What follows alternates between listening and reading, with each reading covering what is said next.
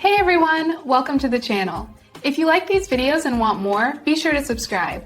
We're here to share content that's simple and useful. Let's get started. Learning how to archive emails in Outlook for Mac is key to maintaining an organized and efficient inbox.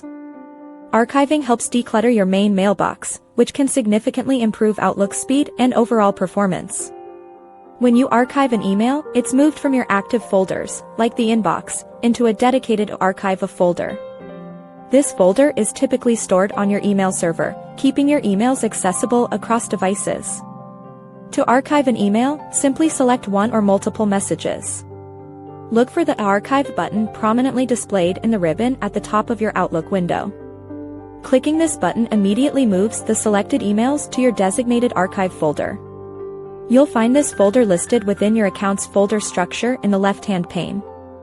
For those who prefer to store emails directly on their Mac, offering a local backup, you can create new folders under the On My Computer section. Then, drag and drop emails directly into these local folders. This method stores the emails on your computer's hard drive, freeing up server space and providing an offline copy.